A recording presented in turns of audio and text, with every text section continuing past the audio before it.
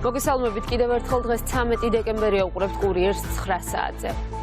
ხვალ 14 დეკემბერს საკანონმდებლო ორგანოში საქართველოს ახალ პრეზიდენტს აირჩევენ. მოქმედი პრეზიდენტის ფიცის თანახმად მისი პრეზიდენტობის 6 წლიანი ვადა ოფიციალურად 16 დეკემბერს იწურება.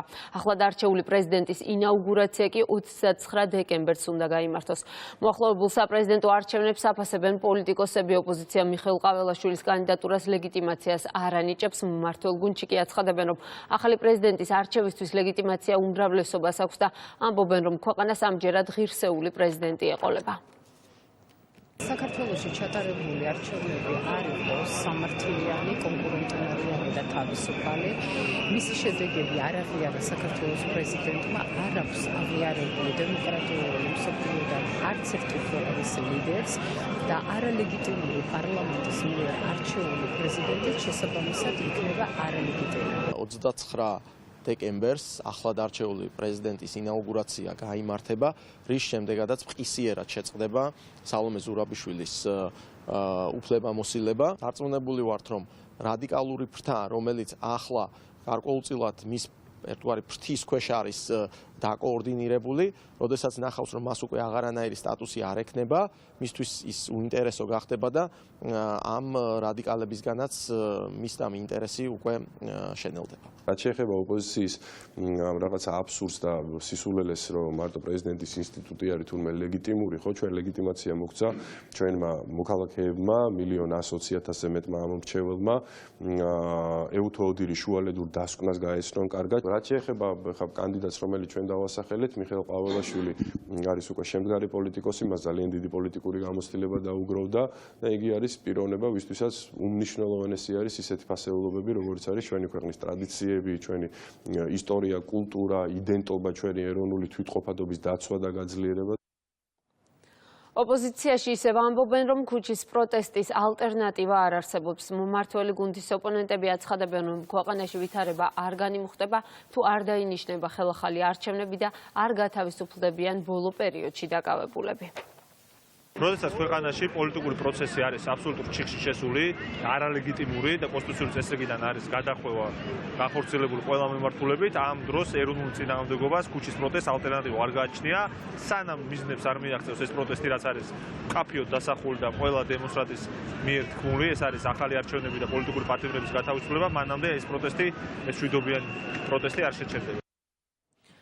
ქვეყანაში მიმდინარე აქციებს მმართველ გუნდში აფასებენ. უმრავლესობის წევრების განცხადებით, მიზანი ქვეყანაში არეულობის შემოტანა და ძალადობრივი გზებით ქვეყნის დამხობა, თუმცა სახელმწიფო გუნდში ამბობენ, რომ ოპოზიციას ეს არც ამ ეტაპზე გამოუვა და მიზანს ვერ მიაღწევს.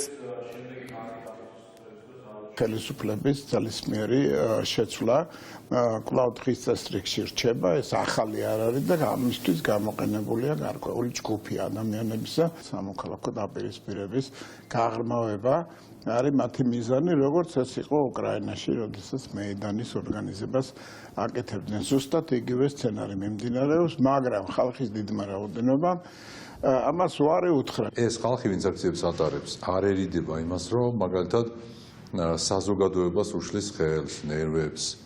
ის რომ ამ შემთხვევაში ქუჩას გადაკეტავენ სხვადასხვა მიმართულები იტყვიან. პრაქტიკულად აღიარებ, რომ ხარ უმცირესობაში, მაგრამ გინდა რომ ხელი შეუშალო უმრავლესობას. და დემოკრატია სად არის? შესაბამისად ეს აქციები იმიტომ ხდება კლებადი, რომ საზოგადოების აბსოლუტური უმრავლესობა, მათ შორის მათი მომხრეებიც კი უკვე აღარ არის იმის მომხრე, რომ ესეთი გადაკეტვები მოხდეს ქუჩებში, თბილისის სხვადასხვა ქუჩებში. პროტესტის მე-15 ღამე რუსთაველის გამზირზე იყო მშვიდობიანი. გუშინდელ აქციას საკანონმდებლო ორგანოსთან ევროპარლამენტარებით შეუერთდნენ. წინა რამდენიმე ღამის მსგავსად დედაქალაქის მთავარ გამზირზე სამართალდამცველებს სპეციალური ღონისძიებები არ გამოუყენებიათ. შეკრება დემონსტრანტებმა ტრადიციულად საღამოს 7 საათისთვის დაიწყეს და პროტესტი ღამის პირველი საათისთვის დაასრულეს.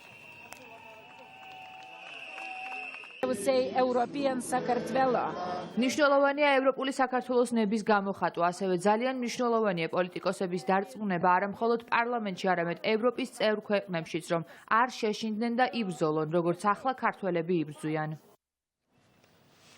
თბილისის საქალაქო სასამართლოში აქციებზე დაკავებული პირების პროცესები გაიმართა. 5 პირს სიტყვიერი შენიშვნა მიეცა 1.300.000 ლარის დაჯარიმ და კიდევ ერთ პირს კი 7 დღიანი პატიმრობა შეეფარდა. ბრალდების მხარის მოთხოვნა იყო, რომ მოსამართლეებს დაკავებულებისთვის მაქსიმალურად მსუბუქი სანქცია შეეფარდებინათ. საბედნიეროდ არსებობს ერთ-ერთი ტელეკომპანიის ჩანაწერი, სადაც ჩანს, რომ უბრალოდ ვდგავარ, არც ვჩქუბობ, არც ქვებს ვისვი, არაფერს არ ვაკეთებ, უბრალოდ ვდგავარ. ანუ დაშლილია ტერიტორია, უკვე გაცილებული ვარ ამ ტერიტორიას და გონია, რომ რავი, კანონს აღარ ვარღვევ და ამ დროს უცებ ვიღაც სპეცნაზის წარმომადგენელი გამოვიდა და შემათრია კორდონს მიღმა.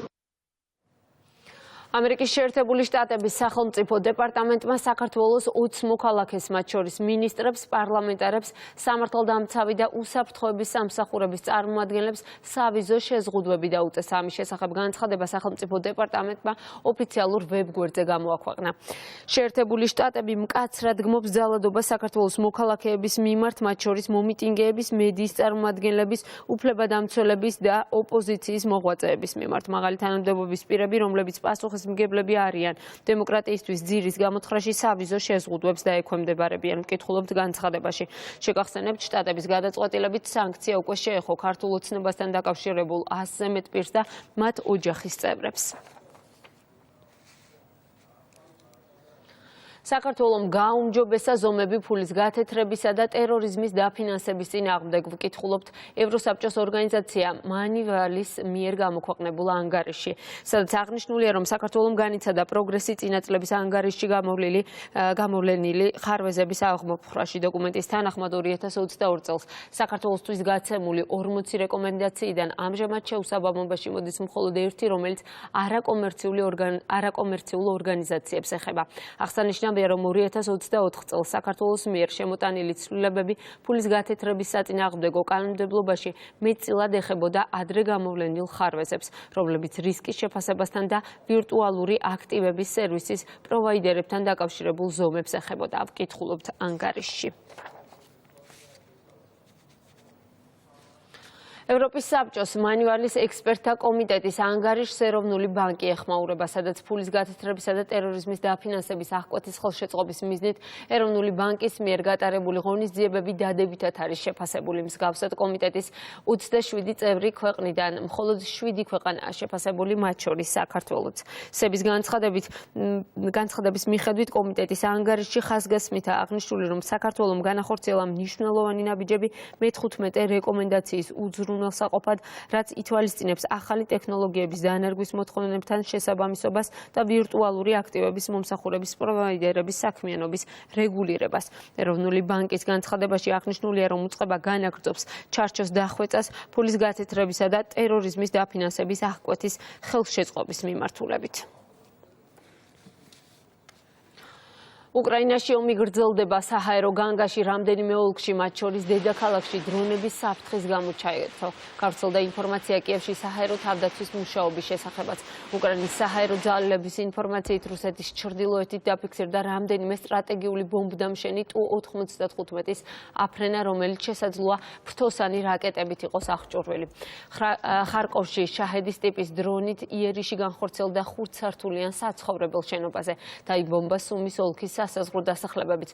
უკრაინის გენერალური შტაბის ინფორმაციით გასული 24 საათის განმავლობაში სულ 190 საბრძოლო შეტაკება განხორციელდა. რაც შეეხება ომში მყოფი ქვეყნის დახმარებას, ამერიკის შეერთებულმა შტატებმა უკრაინას 500 მილიონი დოლარის ახალი სამხედრო დახმარების პაკეტი გამოუყო. სახელმწიფო მდივანის თქმით, პაკეტი საბრძოლო მასალას მოიცავს.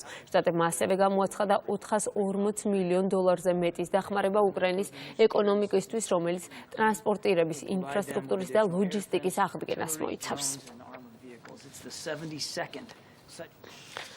და ისევ საქართველოს ჩოხატაურის მუნიციპალიტეტში ხიდისთავის ადმინისტრაციულ ერთეულში სოფელ წიფნაგვარეში ახალი საავტომობილო ხიდის მოწყობის სამუშაოები დასრულებულია. პროექტის ტიკით შედეგად სალიკვიდაციო ღონისძიებების ფარგლებში დაფინანსდა და მისმა ღირებულებამ 547,000 ლარი შეადგინა. სამუშაოები მერმა სახელმწიფო რწმუნებულის ადმინისტრაციისა და ადგილობრივი თვითმმართველობის წარმომადგენლებთან ერთად დაათვალიერა.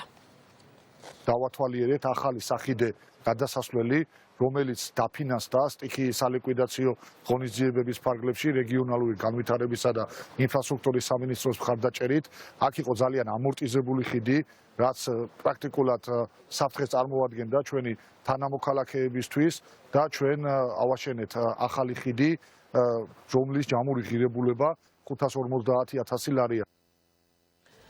ასეთი იყო ახალი ამბები ამ დროისთვის. სხვა სიახლეებს შეგიძლიათ გაიცნოთ ჩვენს ვებგვერდზე. მე განახლებული ინფორმაციით დაგიბრუნდებით 10-ზე.